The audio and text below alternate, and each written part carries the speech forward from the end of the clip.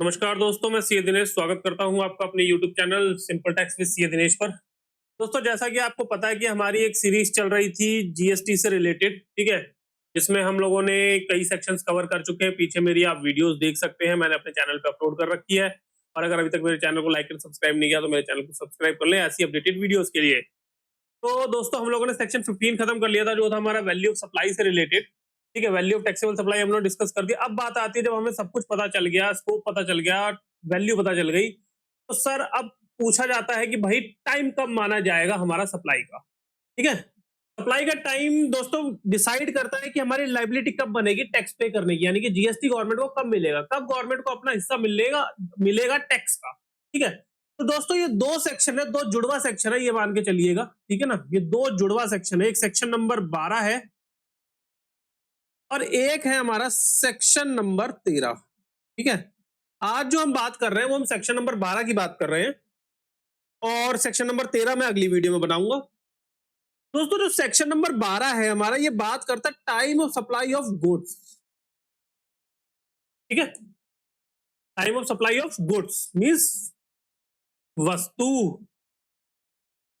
वस्तु। ठीक है, और जो सेक्शन नंबर 13 जो कि इसी का ही जुड़वा भाई है या जुड़वा बहन भी बोल सकते हो, वो बात करता है time of supply of services की। ठीक है, तो वो हम जब अगला टॉपिक सेक्शन 13 कवर करेंगे तब मैं आपको बताऊंगा। लगभग लगभग चीजें उसमें भी सेम है, बस एक दो जगह पे थोड़ी सी एडिशन है उसके अंदर, बाकी पूरा सेक्शन एज इट इज ही सेम है उसके अंदर भी। ठीक है, तो दोस्तों सबसे पहला सेक्शन 12 जो बोलता है time of supply of goods, बात करता है कि liability to pay tax arises, कि हमारी जो है टैक्स को पे करने की लाइबिलिटी कब अराइज हो जाती है, मींस कब गवर्नमेंट को उसके हिस्से का पैसा मिलेगा। गवर्नमेंट को जो आप दे रहे हैं, जो टैक्स दे रहे हैं, वो क्या है, गवर्नमेंट के हिस्से का पैसा है। ठीक है, तो गवर्नमेंट को कब उसके हिस्से का पैसा मिलेगा, ये हमारा बताता है time of supply section number 12। ठीक है, क्या बोलता है, liability to pay tax decided, कैसे कि अराइज कब होगा, जब टाइम ऑफ सप्लाई हमें पता चल जाएगी। ठीक है, अब टाइम ऑफ सप्लाई गुड्स के केस में जो दोस्तों बोलता है सबसेक्शन 2 ऑफ सेक्शन 12, वो बात करता है earlier of the following dates. कुछ डेट्स है उसके अंदर, उन डेट्स में वो बोलता है कि जो पहले कार्यक्रम घटित हो जाए, जो भी घटना पहले घटित हो जाएगी, उसी को हम टाइम ऑफ सप्लाई मान लेंगे। अब ऐसा क्या लिखा है उसके अंदर, जैसे तो आपने देख भी लिया होगा, जो मेरा दिख रहा है यहाँ पे, time of supply of goods shall earlier, मैंने यहाँ पे वर्ड लिखा हुआ है अर्लियर। ठीक है, जो भी पहले हो जाएगा, मींस अगर मान लीजिए time of supply of goods shall be earlier, earlier का मतलब है पहले। क्या, सबसे पहला है date of issue of invoice, जिस डेट पे आपका इनवॉइस इशू हो गया। ठीक है, और इनवॉइस इशू करने के लिए कौन सा सेक्शन बात करता है, उसके लिए बात करता है हमारा सेक्शन नंबर 31। सेक्शन नंबर 31, उसमें ये जो एक्ट में लिखा हुआ, मैं इसमें अभी एक्ट की लैंग्वेज भी आपको पढ़ाऊंगा, बेयर एक्ट की क्या लिखा हुआ है। अभी खाली आप इतना समझिए, date of issue of invoice by the supplier और the last date as per section 31, means जब सप्लायर ने इनवॉइस इशू कर दिया या तो वो डेट, और अगर वो डेट आपको नहीं पता तो फिर जो लास्ट डेट होती है एज पर सेक्शन 31, सेक्शन 31 के हिसाब से जो लास्ट डेट बनेगी वही आपकी टाइम ऑफ सप्लाई मान ली जाएगी। अब दोस्तों, इसमें आप बोल सकते हैं कि सर एरर है, या लॉ जब बना उस टाइम पे इस चीज को ध्यान नहीं दिया गया। ठीक है, इसमें छोटी सी गलती है इस क्लॉज के अंदर। अगर आपने एक्ट पढ़ा है, वैसे तो मैं पढ़ा ही रहा हूं आपको, अगर आप एक प्रोफेशनल हैं तो शायद आपने पढ़ रखा हो पूरा एक्ट। अगर आप इंटर के स्टूडेंट हैं या फाइनल की तैयारी कर रहे हैं और अगर आपने आईडीटी की क्लासेस ले चुके हैं, तो भी शायद आपने ये चीज नोट करी हो। सेक्शन नंबर 31 के अंदर जो लास्ट डेट के लिए बोल रहा है, वहां पे लास्ट डेट उसमें डिसाइडेड नहीं होती, वो रूल की बात करता है। और रूल नंबर फिर वो बोलता है कि आप जाओ रूल नंबर 46 में।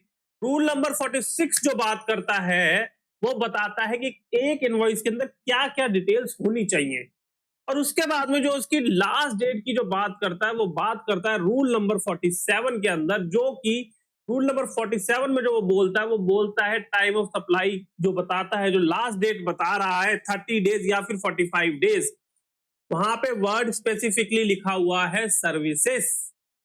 तो यहाँ पे जो है लास्ट डेट की बात कर रहा है ना, एज पर सेक्शन 31, सेक्शन 31 में तो लास्ट डेट जो बोल रहा है, अब इसको एक चीज इस तरीके से समझना, गुड्स के केस में जो लास्ट डेट की बात कर रहा हूं, बोलता है सेक्शन 31 में कि जिस दिन गुड्स की मूवमेंट हो या जब उसकी डिलीवरी देने वाले हो, वो आपकी डेट ऑफ इनवॉइस बनेगी। समझे? अगर नहीं, मैं दोबारा रिपीट करता हूं। देखो दोस्तों, गुड्स जब बिकते हैं ना, तो वो दो तरीके से ओनरशिप ट्रांसफर होती है, उसकी समझना। एक होता है कि आप उस गुड्स की मूवमेंट करा रहे हो, मींस आप दिल्ली में हो, आपने कोई गुड्स मुंबई से खरीदा, ट्रांसपोर्ट, और जो मुंबई में जो बंदा बैठा हुआ है, जो सप्लायर बैठा हुआ है, उससे आपने कहा भाई ये गुड्स मेरे को मेरे गोडाउन पे चाहिए दिल्ली में। उसने क्या किया, वहां से गुड्स को मूवमेंट करवाया, मुंबई से दिल्ली, मुंबई से दिल्ली उसे मूवमेंट करवाया। तो एक हो गया वो मूवमेंट। तो उस केस में जो टाइम ऑफ सप्लाई बनेगी वो क्या बनेगी आपकी, उस केस में जो टाइम ऑफ सप्लाई आपकी बनेगी, जब वो गुड्स मूवमेंट होने के लिए चले वहां से, तो उस टाइम पे जो इनवॉइस बन गया, तो डेट ऑफ इनवॉइस मान ली जाएगी आपकी, और टाइम ऑफ सप्लाई वही बन जाएगी। दूसरा केस होता है, आप मान के चलिए जैसे आप जाते हैं किसी शोरूम में कपड़े खरीदने के लिए, या कोई घड़ी खरीदने के लिए, या मोबाइल खरीदने के लिए, वहां पे आपके सप्लायर को ये बोलते हैं कि इसकी मूवमेंट करवा देना मेरे घर पे। नहीं, वहां पे आप उस गुड्स की डिलीवरी लेते हैं, मीन्स आप वहीं पर जाएंगे, गुड्स की पेमेंट करेंगे, बिल लेंगे, और गुड्स की डिलीवरी लेके अपने घर आ जाएंगे। तो ये फर्क होता है गुड्स की मूवमेंट में और डिलीवरी में। मूवमेंट जब सप्लायर आपके यहाँ पे भेजे, वो मूवमेंट है, और जब रिसिपिएंट खुद जाकर के उसे कलेक्ट करे, वो डिलीवरी है। और उसमें जो सेक्शन 31 में बोला हुआ है, उसमें यही बात बोली हुई है कि या तो मूवमेंट ऑफ गुड्स हो या डिलीवरी ऑफ गुड्स हो, जो भी डेट होगी वहीं पे हम लोग इनवॉइस को इशू कर देंगे, सॉरी, वहीं पे हम जब डेट ऑफ इनवॉइस इशू करेंगे, और वही डेट ऑफ इशू को हम लोग टाइम ऑफ सप्लाई मान लेंगे, पहला। दूसरा, इसी सेक्शन के अंदर, इसी सब सेक्शन के अंदर एक क्लॉज बी भी है। तो यहां पे जो वर्ड यूज किया है ना, उसने वर्ड यूज किया है और। ये और एंड का बहुत चक्कर रहता है, तो बहुत ध्यान से रखना कि और लिखा है कि एंड लिखा है। और लिखा है कि मतलब दोनों में से कोई एक कंडीशन, और एंड लिखा है तो मतलब दोनों कंडीशन। ठीक है, ये बहुत चक्कर रहता है लॉ के अंदर, तो बहुत ध्यान से आप इस चीज को समझिएगा। दूसरी कंडीशन में वो बोल रहा है, ऊपर क्या बोला था, अर्लियर, या तो date of issue of invoice, या तो आपका इनवॉइस इशू हो गया हो, या फिर date on which the supplier receives the payment, या फिर सप्लायर को पेमेंट मिल गई हो, whichever is earlier. Earlier, इन दोनों में से जो भी अर्लियर हो जाए, मीन्स या तो इनवॉइस इशू हो जाए, और या फिर गुड्स की पेमेंट सप्लायर को मिल जाए।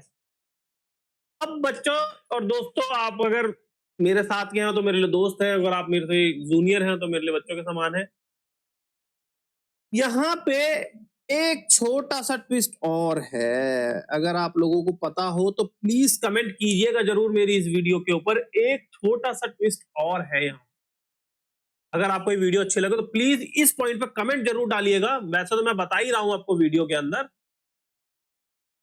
जीएसटी के केस में गुड्स के लिए अगर एडवांस दिया जाता है तो उस पर जीएसटी चार्ज नहीं होता, एडवांस के ऊपर जीएसटी पे नहीं होता गुड्स के केस में। बट अब आप इसको दोबारा अगर पढ़ेंगे तो यहां पे क्या लग रहा है आपको, time of supply of goods shall be earlier of the following date of issue of invoice by the supplier or the last date as per section 31 or date on which the supplier receives the payment। दूसरी वाली condition क्या बात कर रही है, advance है कि नहीं है, इनवॉइस इशू नहीं हुआ, गुड्स की डिलीवरी नहीं हुई, या गुड्स का मूवमेंट नहीं हुआ, सप्लायर को पेमेंट मिल गई और गवर्नमेंट कह रही है टाइम ऑफ सप्लाई बन जाएगा, आप मेरे को जीएसटी दो।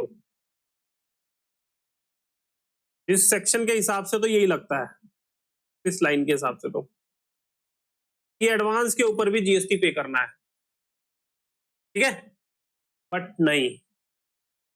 अब इसका मैं बताता हूं क्यों नहीं है एडवांस के ऊपर, एडवांस के ऊपर जीएसटी पे नहीं करना होता, इसलिए ये एक्ट के अंदर चेंज भी क्यों चेंज नहीं किया उन्होंने, और मैं ऐसा क्यों बोल रहा हूं, मैं उसके लिए आपको एक नोटिफिकेशन पढ़ाता हूं। नोटिफिकेशन नंबर है 66/2017, सेंट्रल टैक्स की ये नोटिफिकेशन है, सेंट्रल टैक्स की नोटिफिकेशन है, जो कि हमारी आई थी 15 नवंबर 2017 को। क्या आपको दिख रहा है? मैं थोड़ा बड़ा कर देता हूँ इसको, अब शायद दिखना चाहिए, अब दिखेगा। तो दोस्तों अब इसमें क्या लिखा हुआ है, in exercise of the power confirm by section 148 of the central goods and service tax act 2017, यही बला बला बला बला बला कुछ भी लिखा हुआ है इसके अंदर, ये आप एक बार रीड कर लीजिएगा। यहाँ तक मैं आपको मेन पॉइंट के ऊपर ले चल रहा हूँ, वाइट इतना डेट इतना एक्सपेक्ट थिंग्स और डन और to be compression central government on the recommendation of the council, the central government on the recommendation of the council hereby notify the registered person who did not opt for the composition levy under section 10, under section 10 composition levy में वो बंदा registered नहीं होना चाहिए। Means advance वाला जो concept लगेगा, जो एडवांस वाला ये कंसेप्ट लगेगा, ये लगेगा तो सही, लेकिन कहां लगेगा, सेक्शन 10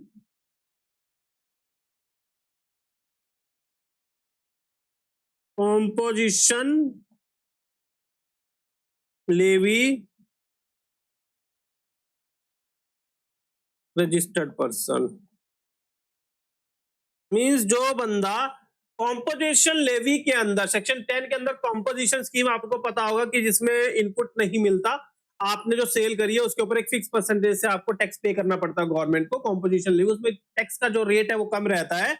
अगर आप उसमें रजिस्टर्ड हैं तो आपके ऊपर ये कंडीशन लगेगी, उस केस में आपकी इनवॉइस डेट या payment date whichever is earlier देखा जाएगा, इसलिए ये क्लॉज यहां से नहीं हटा था। उसकी वजह से ये पहले तो एज इट इज सीधा जब एक्ट आया था तब तो हमारा चाहे गुड्स का कोई भी डीलर हो, अगर एडवांस मिल गया तो आपको उस पर जीएसटी देना है, बट गवर्नमेंट ने बाद में इसको क्लैरिफाई किया नोटिफिकेशन ला के। क्या लिखा, on the recommendation of the council notify the registered person who did not have section 10 competition levy of the said act as the class of person who shall pay central tax oblique, अगर central tax है तो state tax होगा, और अगर central और state नहीं है तो आईजीएसटी होगा, ऑब्वियस सी बात है, ये ध्यान रखिएगा। On outward supply of the goods at the time of supply as specified in clause A of subsection 2 of section 12, clause A subsection 2 of section 12 क्या होता बोलता है, subsection 2 clause A, date of issue of invoice or the last date of issue invoice as per section 31। तो section 10 के अलावा और अगर कोई क्लास ऑफ पर्सन है जिनको टैक्स पे करना है सेंट्रल टैक्स आउटवर्ड सप्लाई पे of the goods at the time of supply, time of supply कौन सी होगी, टाइम ऑफ सप्लाई कौन सी, clause A of subsection 2 section 12 वाली, ठीक है, यानी कि date of issue of invoice, जब इनवॉइस इशू हो गया उस डेट पे जो इसकी टाइम ऑफ सप्लाई बनी उसको जो आउटवर्ड टैक्स सप्लाई करना है उसके ऊपर ये जो हमारा नोटिफिकेशन आया था ये हमारा उस पे नहीं लगेगा, डेट ऑफ एडवांस वाली केस पे। अब ये कहां लिखा है ये भी मैं दिखा देता हूं, of the section of the sad act including in the situation attracting the provision of section 14 and shall accordingly furnish the detail and returns mentioned in chapter 18 of the SAD Act rules made thereunder and the period prescribed for payment of tax by such class or registered person shall such specify of the SAD Act। means section 10 के अलावा अगर sub section 12 के अंदर अगर किसी को tax pay करना है तो उसके लिए ही ये नोटिफिकेशन आई थी। ज्यादा क्लियर है? इस नोटिफिकेशन की वजह से ही यहाँ पे इसको जो कॉम्पोजिशन लेवी को ही कवर किया गया था, कॉम्पोजिशन लेवी के अलावा अगर कोई और रजिस्टर्ड पर्सन है तो उस केस के लिए ये खाली date of issue of invoice वाली ही बात सफिशिएंट है। मींस उसको जब इनवॉइस इशू हुआ वही डेट ऑफ सप्लाई वही टाइम ऑफ सप्लाई मान ली जाएगी और लायबिलिटी पे करने की अराइज हो जाएगी उस वक्त। ठीक है, अब सेक्शन 2 क्लियर है? यहां तो कोई डाउट हो तो आप प्लीज मेरे को कमेंट जरूर कीजिएगा, जितना ज्यादा आप कमेंट करेंगे उतना ज्यादा मजा आएगा। अब उसके बाद में दोस्तों इसका एक प्रोवाइजो है। प्रोवाइजो क्या है? ये बात बोली हुई है कि भाई कई बार क्या होता है, आप जब सप्लायर इनवॉइस इशू करता है, तो मान लीजिए उसने इनवॉइस इशू किया 12,000 रुपए का या 11,000 रुपए का इनवॉइस इशू किया उसने, और जो रिसिपिएंट है उसने 1,000 रुपए एक्स्ट्रा दे दिए, मींस 11,000 की जगह 12,000 रुपए पेमेंट कर दी। अब 1,000 रुपए जो एक्स्ट्रा आ गया सप्लायर के पास में, तो गवर्नमेंट ये कहती है कि अप टू 1,000 तक अगर आपके पास में कोई एक्स्ट्रा अमाउंट आता है, तो उसके लिए आपको जो है परेशान होने की जरूरत नहीं है। उसके लिए डेट ऑफ इनवॉइस वही इनवॉइस डेट मान लेंगे जो आपकी date of issue of invoice होगी। मींस जब आप इनवॉइस इशू करेंगे वही डेट ऑफ सप्लाई आपकी मान ली जाएगी, उसकी टाइम ऑफ सप्लाई मान लेंगे। ठीक है, ये हमारे एक्ट में भी लिखा हुआ है। जब मैं आपको अभी नीचे बेयर एक्ट पढ़ाऊंगा तो उसमें दिखा दूंगा ये लैंग्वेज क्या लिखी हुई है उसकी। तो ये प्रोवाइजो जो है वो प्रोवाइजो सिंपल समझिए कि अगर excess amount up to 1,000 receive होता है as amount indicated in invoice, जो इनवॉइस में अमाउंट मेंशन है, उस इनवॉइस अमाउंट से अगर ज्यादा अमाउंट मिलता है और अप टू कितना 1,000 रुपीज, अप टू 1,000, तो time of supply is the date of issue of invoice. Means जब आप इनवॉइस इशू कर देंगे वही डेट हम मान लेंगे। इसके लिए 1,000 रुपए जो एक्स्ट्रा, अप टू 1,000 है ये, मोर देन नहीं, अप टू 1,000। ठीक है, देन उसके बाद में एक्सप्लेनेशन है इसके बाद। इसके लिए एक्सप्लेनेशन क्या है, दो है। पहला कि सप्लाई क्या होगा, तो supply deem to be covered by the invoice और एज द केस में बी द पेमेंट। मींस जितनी इनवॉइस के अंदर जो वैल्यू लिखी हुई है वही हमारी सप्लाई वैल्यू मानी जाएगी। ठीक है, मैक्सिमम जिसके ऊपर जीएसटी पे करना है आपको। और एज द केस में भी पेमेंट, अगर वो ऊपर वाले में क्या अगर पेमेंट का केस है तो जो पेमेंट आपको एडवांस मिली हुई है। मींस अगर जब date of issue of invoice, जब इनवॉइस इशू हो गया उस इनवॉइस में जो वैल्यू लिखी है वही वैल्यू आपकी सप्लाई मानी जाएगी। और अगर इनवॉइस वाला केस नहीं है, एडवांस वाला केस आ जाता है कंपोजिशन सप्लाई सेक्शन 10, तो उस केस में जितनी आपको पेमेंट मिली है वही आपकी सप्लाई की वैल्यू मान ली जाएगी, जिसके ऊपर जीएसटी अराइज हो जाता है और पे करना है। ये पहला एक्सप्लेनेशन है। दूसरा एक्सप्लेनेशन बोलता है डेट ऑफ पेमेंट, जो ये सेक्शन 12 सबसेक्शन 2 के क्लॉज बी में जो डेट ऑफ पेमेंट की बात करता है, वो पेमेंट डेट के लिए वो बोलता है कि कौन सी डेट मानी जाएगी। Enter in books of the account, यानी कि जब बुक्स ऑफ अकाउंट्स में जब एंटर हो गई, और credited his bank account which ever is earlier. ये बीच में कंडीशन है, और दोनों में से कोई एक, दोनों में से कोई एक। Enter in books of accounts credited his bank account, means या तो उसने सप्लायर ने अपनी बुक्स ऑफ अकाउंट्स में एंट्री कर दी हो या फिर उसके बैंक में क्रेडिट हो गई हो। दोनों में से जो भी डेट जल्दी आ जाएगी वही डेट आपकी टाइम ऑफ सप्लाई मान ली जाए, वही डेट आपके लिए कंसीडर करनी है डेट ऑफ पेमेंट के लिए। मींस एग्जांपल के लिए ऐसा समझिएगा कि सप्लायर को चेक मिला आज, आज क्या डेट हो गई, मान लीजिए 20 अप्रैल 2026 अगर डेट है हमारी, 20 अप्रैल 2026 को सप्लायर को चेक मिला। ठीक है, उनको शाम में चेक मिला, उसने क्या करा, अपनी बुक्स में एंट्री कर दी, बुक्स में एंट्री कर दी। अब 21 तारीख को उसने चेक लगाया, बैंक में क्रेडिट हुआ 21 तारीख की शाम को क्रेडिट, क्योंकि अब तो सेम डे क्रेडिट हो जाता है, 21 तारीख की शाम को क्रेडिट हुआ। ठीक है, तो उस केस में बुक्स में एंट्री कब हो गई, 20 तारीख को, क्रेडिट कब हुआ 21 को, तो अर्लियर में 20 तारीख मान लेंगे हम लोग डेट ऑफ पेमेंट। दूसरा केस आप एक ऐसा समझिए कि एनईएफटी का केस है या आरटीजीएस का केस है, वो 20 तारीख की शाम को हो गया, बैंक में क्रेडिट हो गया सप्लायर के। सप्लायर जब अगले दिन आया, बैंक स्टेटमेंट निकाली, उसने देखा भाई ये पैसा आया हुआ मेरे पास में, उसने क्या करा 21 तारीख में एंट्री मार दी अपनी बुक्स के अंदर। उस केस में क्या होगी, आपकी डेट कौन सी पकड़ोगे, जिस दिन आपकी बुक्स ऑफ अकाउंट्स में एंट्री हुई है, date of credit. Date of credit means credit कब हो गया 20 तारीख को, बुक्स ऑफ अकाउंट में एंट्री हुई 21 तारीख को, तो अर्लियर, अर्लियर। ठीक है, तो अर्लियर के केस में, उस केस में जब क्रेडिट हुई हमें, तो एनईएफटी के केस में हो सकता है कि आपकी एक दिन पहले हो जाए, बुक्स में एंट्री बाद में, और लेकिन और चेक के केस में होता है कि आपकी बुक्स में एंट्री पहले हो जाए और बैंक में क्रेडिट बाद में। यहां तक क्लियर है, मैंने दोनों एग्जांपल आपको बता दिए, एक्सप्लेनेशन क्लियर कर दी दोस्तों। इसके बाद में सब इसका जो है सब सेक्शन 3 की बात करते हैं। सब सेक्शन 3, सब सेक्शन 3 जो बात करता है वो बात करता है आरसीएम, रिवर्स चार्ज मैकेनिज्म। दोस्तों जीएसटी में भी कुछ गुड्स ऐसे भी हैं जिनके ऊपर आज भी टैक्स जो है वो रिसिपिएंट पे करता है, सप्लायर की लायबिलिटी नहीं है पे करनी।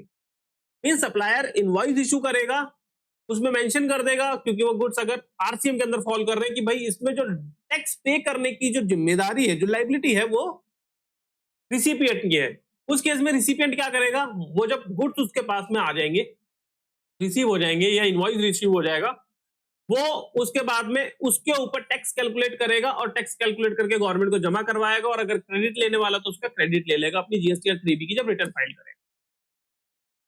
तो दोस्तों उसमें यह बोल रहा है कि उस केस में जब अगर आरसीएम का केस आ जाता है, जब रिवर्स चार्ज मैकेनिज्म का केस आता है जिसमें रिसिपिएंट की लायबिलिटी है टैक्स पे करने की जीएसटी की, तो उस केस में टाइम ऑफ सप्लाई क्या बनेगा, ठीक है। तो आरसीएम के केस में टाइम ऑफ सप्लाई बनता है earlier of the following date, जो नीचे डेट में बताऊंगा उसमें से जो भी पहले हो जाए, जो भी कार्यक्रम, जो भी घटना पहले घटित हो जाए, वही आपकी टाइम ऑफ सप्लाई मान लेंगे आरसीएम के केस में। क्या क्या है, पहला date of receipt of goods, means जब आपको गुड्स मिल गए,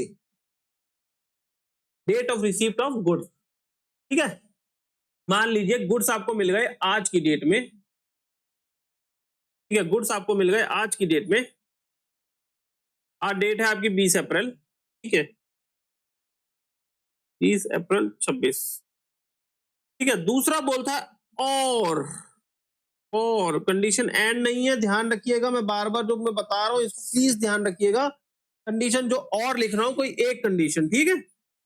और date of payment entered in books of recipient और the date of debit of bank account, means या तो रिसिपिएंट जिसने गुड्स रिसीव करे हैं उसने अपनी बुक्स के अंदर एंट्री डाल दिया कि भाई मैंने पेमेंट कर दी, या फिर जिस डेट में उसका बैंक अकाउंट डेबिट हो गया हो, यहां पे भी जो इन दोनों में कंडीशन है वो क्या है, अर्लियर, अर्लियर, ठीक है। और या फिर यहां पे फिर और है, ठीक है, और date immediate 30 days of the date of issue of invoice by the supplier, mean जब सप्लायर ने इनवॉइस इशू कर दिया तो इनवॉइस पे जो डेट लिखी हुई है वहां से 30 दिन के अंदर अंदर डेट कंसीडर कर लेंगे हम, टाइम ऑफ सप्लाई बनेगी। तो क्या क्या हुआ, पहला date of receipt of goods, means मान लीजिए आपको गुड्स रिसीव हो गए कब, 20 तारीख को, बुक्स में एंट्री कब कर दी इसने इसने बुक्स में एंट्री करी 21/4/26 को, ये मेन डेट अर्लियर मान रहा हूं, बैंक पे डेबिट मान लीजिए हुआ 22 तारीख को, 22/4/26 को, तो इसमें से अर्लियर क्या हो, ये वाली। और date of immediate of 30 days, अब ये मान लीजिए इसने सप्लायर ने जो date of issue of invoice ने जो इनवॉइस इशू किया था ये इसने 15/4/26 को इशू किया, 15/4/2026 को, 15/4/2026 का सप्लायर ने इनवॉइस इशू किया, गुड्स रिसीव हो गया रिसिपिएंट को 20 तारीख को, बैंक में जो पेमेंट गई वो 22 तारीख को डेबिट हुई, बुक्स में एंट्री उसने 21 को कर दी, भाई 21 को पेमेंट हो गई। अब यहां से पहले तो 30 दिन काउंट करो, 15 से 30 दिन, तो 15 दिन यहाँ के, ठीक है, और 15 दिन मई के, डेट हमारी बनती है 15 का 15, 15 दूनी 30, तो 15 मई इसकी अप्रॉक्स डेट आएगी मेरे हिसाब से, एक बार कैलकुलेशन फिर भी आप चेक कर लीजिएगा कि 30 डेज बन रहे नहीं बन रहे, ये 14 होगा या 15 होगा, मैं एग्जांपल के लिए ले रहा हूँ कि 15 मई आ रही है। अब इसमें से अर्लियर कौन सी डेट आई, ऊपर क्या बोला, earlier of the following dates, तो अर्लियर डेट कौन सी हुई, 20 तारीख, 21 तारीख या 15 मई, 20 तारीख, ठीक है। तो डेट जो यहाँ पे जो आरसीएम के केस में जो टाइम ऑफ सप्लाई बनेगी, इस केस के अंदर जो मैंने एग्जांपल लिया इसमें क्या बनेगी, टाइम ऑफ सप्लाई 20/4/26। अब एग्जांपल के लिए मान लीजिए ये गुड्स इसको मिलते 30 तारीख को, पेमेंट चली गई थी हमारी 21 को, ठीक है, और सेम नीचे का डेट यही रहता सेम, तो फिर इस केस में टाइम ऑफ सप्लाई क्या बनती है, अर्लियर कौन सी डेट होती है हमारी, 21, तो टाइम ऑफ सप्लाई कौन सी बन जाती है, 21, ठीक है। तो अर्लियर ऑफ द फॉलोइंग देखनी है, कौन कौन सी डेट से, date of receipt of goods, date of payment entered in the books of account of the recipient, or the date on which the bank account has been debited, whichever is earlier, or the date immediate 30 days of the date of issue of invoice by the supplier, clear। फिर इस दोस्तों इसका proviso है, proviso क्या बोलता है इसका, proviso ये बोल रहा है कि not possible to determine above clauses, अगर ऊपर जो क्लॉज दे रखे हैं उससे अगर आप टाइम ऑफ सप्लाई नहीं पता कर पा रहे, अब एक क्लॉज सिर्फ और सिर्फ आरसीएम के लिए है, आप पीछे पूरे में मत चले जाना, ठीक है ना, ये only for RCM, only for RCM, ठीक है। तो अगर ऊपर के जो आरसीएम में क्लॉज है, अगर उससे भी आप टाइम ऑफ सप्लाई निकाल नहीं पा रहे हैं, ठीक है, तो उसमें वो बोलता है कि कोई बात नहीं, अगर आप ऊपर के क्लॉज से टाइम ऑफ सप्लाई नहीं पता चल पा रही, तो उस केस में क्या ले लो, shall be the date of entry in books of recipient of the supply. तो जो सप्लाई, जिसने, जो रिसिपिएंट है सप्लाई का, जिसने गुड्स रिसीव करे, आप ये चेक कर लो कि उसने अपनी बुक्स में क्या एंट्री डाली है, मतलब किस डेट में एंट्री डाल दी है, डेट ऑफ एंट्री क्या है उसकी बुक्स ऑफ अकाउंट। ये बहुत रेयर केस है, ये बहुत ही रेयर केस है, रेयर केस, क्योंकि ऐसा नहीं हो सकता कि आपके पास में date of receipt of goods ना हो, या डेट ऑफ पेमेंट ना हो, या फिर आपको इनवॉइस ना मिला हो। बहुत रेयर केस होता है ऐसा कि तीनों में फॉल नहीं कर, तब आपको ये देखना है कि भाई रिसिपिएंट ने अपनी बुक्स में कब एंट्री डाली है, वही डेट हम टाइम ऑफ सप्लाई मान लेंगे। ज्यादा क्लियर है? ये प्रोवाइजो है आरसीएम का। देन उसके बाद में आता है फिर कि भाई not possible, sub clause subsection 5, अगर ऊपर के जो क्लॉज, जो ऊपर सबसेक्शन दे रखा है, not possible to determine the time of supply of subsection 2, subsection 3, subsection 4। अब आप यहां बोल सकते हैं कि भाई आपने सबसेक्शन 4 तो पढ़ाया ही नहीं है, तो आप यहां पे सबसेक्शन 4 की बात क्यों कर रहे हो? दोस्तों सबसेक्शन 4 1 अक्टूबर 2025 को हट गया है, रिमूव हो गया है एक्ट से, ओमिटेड है, तो इसलिए वो यहाँ पे हम नहीं कवर करेंगे। बट क्योंकि अभी एक्ट से नहीं हटा, एक्ट में एज इट इज लैंग्वेज लिखी हुई है, वहां पे उन्होंने चेंज नहीं किया, जबकि चेंज करना चाहिए था, उनको ये हटाना चाहिए था सबसेक्शन 4, बट उन्होंने अभी अपने एक्ट से नहीं हटाया, इसलिए मैंने एज इट एक्ट के हिसाब से यहाँ पे मेंशन किया हुआ है, ठीक है। बाकी अभी बेयर एक्ट देखेंगे हम लोग, बेयर एक्ट में एक बार नजर मार लेंगे कि वहां पे क्या करा इन लोगों ने अभी। वैसे ये जो सबसेक्शन 4 है आपका हट गया है, ओमिटेड है, ठीक है। तो ये सबसेक्शन 5 में बोलता है कि अगर not possible to determine the time of supply of subsection 2, subsection 3, subsection 4, मतलब इन सबसेक्शन से नहीं निकाल पा रहे, date of issue of invoice और date of payment whichever is earlier आपको नहीं पता, कोई बात नहीं। आरसीएम के केस में date of receipt of goods नहीं पता, डेट ऑफ पेमेंट नहीं पता, या date of immediate 30 days of issue of invoice by the supplier नहीं पता, ठीक है, कोई बात नहीं। आप यहाँ पे आ जाओ, 5th सेक्शन बोलता है, देखो आप पीरियोडिकल रिटर्न फाइल कर रहा है क्या वो, आप चेक करो, क्या वो पीरियोडिकल रिटर्न फाइल कर रहा है सप्लायर? पीरियोडिकल रिटर्न फाइल कर रहा है मींस मंथली रिटर्न फाइल कर रहा है क्या? जीएसटीआर 1 अगर वो फाइल कर रहा है, तो जीएसटीआर 1 की डेट क्या होती है आपकी? अगले महीने की 11 तारीख। तो यहाँ पे ये देखना, ध्यान से सुनना, ये क्या मैं बोल रहा हूं, date on which such return file, due date नहीं लिखी है, गड़बड़ मत कर देना, गड़बड़ मत कर देना, ड्यू डेट नहीं लिखी हुई है, उसने लिखा हो date on which such return file. जब वो सप्लायर रिटर्न फाइल करेगा, वही डेट हम मान लेंगे कि वो टाइम ऑफ सप्लाई, ठीक है। Date on which such return is file, ठीक है। और दूसरा वो बोल रहा है और, या फिर अगर वो नहीं करता, पता चला भाई कोई बात नहीं, और अगर वो ये कह रहा है कि भैया मेरे को पीरियोडिकल रिटर्न तो मैं नहीं भरता, पीरियोडिकल रिटर्न मैं मतलब नहीं भर रहा हूं, कोई बात नहीं। इन एनी अदर केस, कोई अदर केसेस हैं, तो वहां पे आप मान के चलो जब वो टैक्स की पेमेंट कर रहा है, date on which tax is paid, date on which tax is paid, जब वो टैक्स की पेमेंट करेगा, वो डेट हम मान लेंगे कि ये टाइम ऑफ सप्लाई है, ठीक है। सबसेक्शन 5 ये बोलता है कि भाई आप ऊपर के नहीं पता चलो, कोई बात, पीरियोडिकल रिटर्न फाइल कर रहा है, तो जब रिटर्न फाइल कर रहा है वो डेट देख लो, वो भी नहीं है, वो भी नहीं पता चली, कोई बात नहीं। जब वो टैक्स पे कर रहा है, पेमेंट टैक्स पे कर रहा है, वो डेट देख लो आप, ठीक है। उसके बाद में है सबसेक्शन नंबर 6। ये सबसेक्शन नंबर 6 ज्यादा कुछ खास नहीं है, एक वैल्यू ऑफ सप्लाई, जब सेक्शन नंबर 15 में पढ़ा रहा था, उसमें एक इंक्लूजन के अंदर एक बात थी कि इंटरेस्ट, लेट फी, पेनल्टी के ऊपर भी जीएसटी चार्ज होगा, मींस उसको भी वैल्यू ऑफ सप्लाई मानी जाएगी। ये वही है, वही बात कर रहा है, ठीक है। यहाँ पे क्या बोल रहा है वो, time of supply in case the supplier receive the interest, late fee, penalty for the delay payment, means अगर सप्लायर को कोई इंटरेस्ट, लेट फी, पेनल्टी या डिले पेमेंट वगैरह मिल रहा है, in value addition, means addition, वो वैल्यू मिलनी थी वो तो मिलनी थी, उसके अलावा अगर कुछ मिल रहा है, तो time of supply shall be the date on which supplier receive such value. तो उस केस के लिए जो टाइम ऑफ सप्लाई मानी जाएगी उन चीजों के लिए, इंटरेस्ट, लेट फी, पेनल्टी जो मिल रही है डिले पेमेंट की वजह से, उसके लिए जो टाइम ऑफ सप्लाई होगी वो होगी क्या, date on which supplier receive such value. जब वो सप्लायर को वैल्यू मिल रही है वही डेट हम मान लेंगे कि हाँ भाई ये डेट ऑफ सप्लाई है, मींस टाइम ऑफ सप्लाई है। ठीक है दोस्तों, अब मैं आपको एक बार लीगल लैंग्वेज भी इसकी दिखा देता हूं। ऊपर वाला सबका आपको क्लोज क्लियर होगा, मैं एक बार फटाफट से रिपीट कर देता हूं।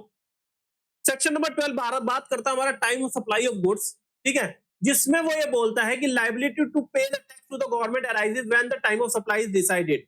ठीक है, then time of supply in case of goods, first क्या कहता है, सब क्लॉज सबसेक्शन 2 की जो बात करता है वो क्या कहता है, earlier of the following. Earlier क्या, date of issue of invoice, date of issue of invoice or the last date on which the invoice has been issued under section 31। section 31 में क्या, डेट मूवमेंट ऑफ गुड्स और delivery of goods. ठीक है, तो date of issue of invoice और या फिर date of payment receive by the supplier, date of payment receive by the supplier. और डेट ऑफ पेमेंट भी कौन सी, enter in the books of accounts of the supplier और credited the bank account of the supplier whichever is earlier. But इन दोनों में से जो क्लॉज हमारा जो अर्लियर वाली बात कर रहा है ये कब का लगेगा हमारा, दोनों में से कोई एक, जब कॉम्पोजिशन की बात होगी, यानी कि सेक्शन 10 कॉम्पोजिशन लेवी के केस में अगर कोई बंदा रजिस्टर्ड है तो डेट ऑफ पेमेंट का क्लॉज भी लग जाएगा, otherwise date of issue of invoice मान के चलेंगे रेगुलर के केस में। सेकंड है हमारा सबसेक्शन 3, वो बात करता है आरसीएम की। आरसीएम के केस में रिवर्स चार्ज मैकेनिज्म में जब रिसिपिएंट को लायबिलिटी पे करनी है टैक्स की, उस केस में जो डेट ऑफ जो टाइम ऑफ सप्लाई मानी जाएगी वो क्या होगा, earlier of the following date. कौन कौन सी, date of receipt of goods, date of payment, date of payment में कौन सी, earlier, enter in the books of the accounts of the recipient or the bank account debited whichever is earlier, or date immediate 30 days, date immediate 30 days from the date issue, from the date of the issue of invoice by the supplier। Mean जब supplier ने invoice issue करा वहां से 30 दिन count कर लो, वो date check करो, उन तीनों में से जो अर्लियर डेट आ जाए वो आपकी टाइम ऑफ सप्लाई मान ली जाएगी। उसके बाद में इसका एक प्रोवाइजो था। प्रोवाइजो क्या बोलता है कि भाई अगर ऊपर के क्लॉज के अंदर, आरसीएम के केस में अगर ऊपर के क्लॉजेस में आप इशू मतलब टाइम ऑफ सप्लाई डिसाइड नहीं कर पा रहे तो आप देखो कि रिसिपिएंट ने अपनी बुक्स के अंदर कब एंट्री करी है, वो आपकी टाइम ऑफ सप्लाई मान लेंगे। एक और पीछे सबसेक्शन 2 था, उसका भी एक प्रोवाइजो था। प्रोवाइजो उस केस में क्या बोलता था, उसमें ये बोलता था कि अगर आपको किसी इनवॉइस वैल्यू से 1000 रुपए ऊपर तक की वैल्यू अगर आपको एक्स्ट्रा मिल गई है तो उसके लिए जो टाइम ऑफ सप्लाई मानी जाएगी वो क्या मानी जाएगी, date of issue of invoice. उसके बाद में सबसेक्शन 5 बात करता है कि भाई अगर हमारे ऊपर सबसेक्शन 2, सबसेक्शन 3, सबसेक्शन 4 से अगर आप टाइम ऑफ सप्लाई नहीं डिसाइड कर पा रहे तो फिर आपको क्या देखना है, अगर सप्लायर पीरियोडिकल रिटर्न फाइल कर रहा है तो जिस डेट में वो अपनी पीरियोडिकल रिटर्न फाइल करेगा वो डेट, अगर वो नहीं है तो फिर क्या, जब वो टैक्स पे करा, the date on which the tax has been paid by the supplier. उसके बाद में सब क्लॉज सबसेक्शन 6 की बात करते हैं। वो क्या बात करते हैं कि अगर कोई इंटरेस्ट, पेनल्टी या लेट फी वगैरह आपको कोई मिली है किसी रिसिपिएंट से in value, in other than value, मतलब जो वैल्यू थी आपकी इनवॉइस की उसके अलावा अगर कोई वैल्यू मिल रही है तो उसके लिए जो date of issue of invoice क्या मानी, वो टाइम ऑफ सप्लाई क्या माना जाएगा, उसके लिए टाइम ऑफ सप्लाई माना जाएगा जब वो पेमेंट आपको रिसीव हो गई है। ठीक है, अब आ जाते हैं दोस्तों इसके, ये दोस्तों ये है हमारा लीगल लैंग्वेज, ये हमारी एक्ट की लैंग्वेज है जो मैं अब आपको बता रहा हूं। ठीक है, ये हम सिर्फ सिंपल रीड करेंगे क्योंकि हम ऊपर समझ चुके हैं, सारा कुछ मैंने बता दिया आपको। ये मैं बस एक सिंपल रीडिंग लगा देता हूं ताकि आपको समझ में आ जाए कि हाँ लॉ में क्या लिखा हुआ, कि मैंने कहीं कुछ गलत तो नहीं बता दिया आपको। ठीक है, तो section number 12 time of supply of goods की क्या बात करता है, the liability to pay tax shall arise, जो मैंने आपको बताया कि कब लायबिलिटी अराइज होगी, at the time of supply as determined in accordance with the provision of this section. जो इस सेक्शन में प्रोविजन लिखे हुए उसके हिसाब से। सबसे पहला प्रोविजन क्या बात करता है हमारा, time of supply of goods shall be earlier of the following dates. कौन कौन सी dates, date of issue of invoice by the supplier or the last date on which he is required under section 31 to issue the invoice with respect to the supply। means date of issue of invoice या फिर section 31 के हिसाब से जो last date बनती है वो, और the date on which the supplier receive the payment with respect to supply। ये किस केस में लगेगा, यानी कि जब वो उसको पेमेंट मिल रही है तो हमारा लगेगा सेक्शन 10 कॉम्पोजिशन लेवी। ठीक है, कॉम्पोजिशन लेवी। ठीक है, यहां तक क्लियर है। उसके बाद में प्रोवाइजो की बात करते हैं, date where the supplier of taxable goods receive an amount up to 1000 rupees. अगर 1000 रुपए तक कोई एक्स्ट्रा अमाउंट मिल रहा है in excess of the amount indicated in the tax invoice, जो टैक्स इनवॉइस में जो अमाउंट मेंशन किया है उससे ऊपर अगर 1000 रुपए तक की कोई वैल्यू उसको मिल रही है तो time of supply to the extent of such excess amount shall at the option of the said supplier be the date of issue of invoice in respect of such excess amount। तो जो excess amount उसको मिला उस invoice के वाला, तो उसके लिए जो टाइम ऑफ सप्लाई क्या बनेगी, जब सप्लायर उसका इनवॉइस इशू कर देता है। ठीक है, उसके बाद में एक्सप्लेनेशन है। एक्सप्लेनेशन में मैंने आपको बताई कि सप्लाई के लिए जो एक्सप्लेनेशन क्लॉज है और बी में जो सप्लाई की बात कर रहा है, shall be deemed to be the extent it is covered by the invoice, की इनवॉइस में जो वैल्यू कवर कर रखी है तो वो, और एज द केस में भी पेमेंट, अगर पेमेंट का केस है मतलब एडवांस का केस है तो जितनी पेमेंट मिली है वो सप्लाई मान लेंगे, इनवॉइस का केस है तो इनवॉइस में जो वैल्यू मेंशन है वो हमारी सप्लाई मान ली जाएगी। एक्सप्लेनेशन 2 है जो कि बात करता है किसके लिए, वो जो ऊपर डेट ऑफ पेमेंट की बात कर रहा है, जिसमें या तो बुक्स में एंट्री हो गई हो या फिर बैंक क्रेडिट हो गया, विच एवर इज अर्लियर, वही बात यहाँ पे क्लर्क कर रहा है। For the purpose of clause B the date on which the supplier receive the payment shall be the date on which the payment entered in his books of account, या तो उसकी बुक्स ऑफ अकाउंट में entry हो गई हो, और the date on which the payment is credited to his bank account, या फिर उसके बैंक अकाउंट में जब वो एंट्री आ गई है, विच एवर इज अर्लियर। ज्यादा क्लियर है। उसके बाद में सब सेक्शन 3 की बात करता है, इन केस और supply in respect of which tax is paid और liable to be paid on reverse charge basis, mean जब सप्लायर लायबल है उसके ऊपर टैक्स पे करने के लिए रिवर्स चार्ज बेसिस पे, the time of supply shall be the earliest of the following dates. कौन सी डेट? अर्लीस्ट, यहाँ पे फिर वर्ड लिखा है earliest, earliest of the following date. कौन कौन सी date? Date of receipt of goods, the date of the receipt of the goods, और the date of payment as entered in the books of account of the recipient, or the date on which the payment is debited his bank account, whichever is earlier। Means जब उसके books में entry हो गई recipient के, या फिर उसका bank account debit हो गया, दोनों में से जो डेट अर्लियर होगी वो, या फिर the date immediately following 30 days from the date of issue of invoice or any other document by whatever name called in lieu of thereof by the supplier, या फिर सप्लायर ने इनवॉइस इशू कर दिया या फिर कोई और अदर डॉक्यूमेंट इनवॉइस के अलावा कोई इशू किया हो, तो वहां से 30 दिन की डेट काउंट कर लीजिए, वो आपकी date of supply, time of supply मान लीजिएगी। इनमें से भी तीनों में से कौन सी? अर्लियर। ज्यादा क्लियर है। उसके बाद में दोस्तों इसका एक प्रोवाइजो है, प्रोवाइजो भी सेम है जो मैंने अभी पीछे बता दिया आपको, provided that where it is not possible to determine the time of supply under clause A और क्लॉज बी और क्लॉज सी, मींस अगर आरसी के केस में clause A, clause B, clause C से अगर वैल्यू नहीं निकल पा रही, टाइम ऑफ सप्लाई नहीं डिसाइड कर पा रहे आप, तो टाइम ऑफ सप्लाई क्या मानी जाएगी? Shall be the date of entry in the books of the account of the recipient of the supply. तो सप्लायर सप्लाई जिसको की गई, यानी जो रिसिपिएंट है उसकी बुक्स की डेट देख लो, उसने कब अपनी बुक्स में एंट्री करी है, वही आपकी टाइम ऑफ सप्लाई मान ली जाएगी। क्लॉज नंबर 4 दोस्तों मैंने बताया था कि ओमिटेड है। उसके बाद में देखिए ये क्लॉज सबसेक्शन 4 है। सबसेक्शन 5 क्या बात करता है? Where it is not possible to determine the time of supply under provision of subsection 2, subsection 3, subsection 4। यहां से देखिए सबसेक्शन 4 अभी उन्होंने नहीं हटाया है, जबकि ओमिटेड हो चुका है। ये ओमिटेड हुआ है आपका 1/10/2025 को, ठीक है।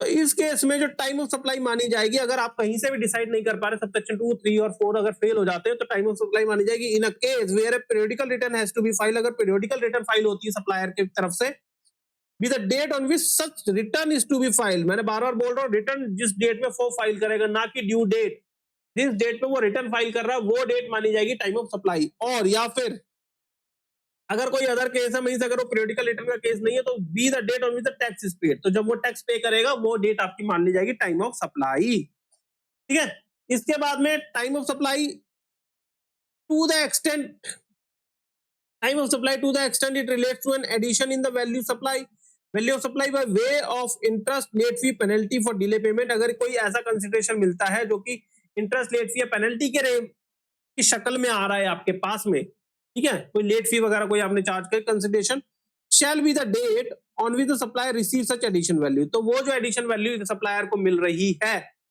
जिस डेट पे वो मिल रही है, वो डेट आपकी टाइम ऑफ सप्लाई मान ली जाएगी, ठीक है।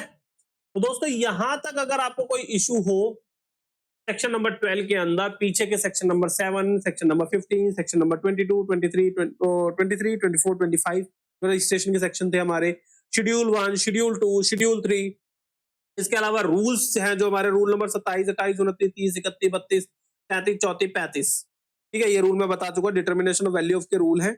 अगर आपको कोई दिक्कत आती है, अगर आपको कहीं कोई डाउट है जीएसटी से रिलेटेड इन सेक्शंस के अंदर, या फिर कोई अदर कंसल्टेंसी आपको चाहिए जीएसटी से रिलेटेड, कहीं किसी पॉइंट में आप फंस रहे हैं, लीगली आपको नहीं समझ में आ रहा है, तो आप मेरे को प्लीज कमेंट कीजिए, और अगर कमेंट नहीं करना चाहते तो आप कोई बात नहीं, मैं अपना नंबर दे रहा हूँ 9555160601। ठीक है, मेरा नाम है सीए दिनेश। ठीक है, आप मेरे को व्हाट्सएप कर सकते हैं, कॉल कर सकते हैं, कोई भी कंसल्टेंसी के लिए अगर जीएसटी से रिलेटेड है आपकी। मैं इनकम टैक्स से भी कंसल्टेंसी करता हूँ, बट इनकम टैक्स में मैं ज्यादा डिटेल में नहीं जाता हूँ, लेकिन अगर कहीं जरूरत पड़ती है तो मैं आपको डिटेल में भी इनकम टैक्स में भी बता दूंगा। बाकी जीएसटी से रिलेटेड अगर आपकी कोई भी क्वेरी है तो आप मेरे को कॉल कर सकते हैं और मेरे को मैसेज कर सकते हैं। और इसके अलावा अगर ये मेरी वीडियो आपको इंफॉर्मेटिव लगे और अच्छी लगती है तो मेरे चैनल को लाइक एंड सब्सक्राइब कर दे, अपने दोस्तों के साथ शेयर करें जो भी जीएसटी के अंदर पढ़ रहे हैं। कोई इंटर में है तो इंटर वाले बच्चे को भी शेयर कर सकते हैं, कोई प्रोफेशनल है, कोई कहीं किसी पॉइंट में फंस रहे हैं तो उनको भी आप ये वीडियो शेयर कर सकते हैं। बाकी मैं दिनेश मिलूंगा आपसे अगली वीडियो में, तब तक के लिए बाय बाय।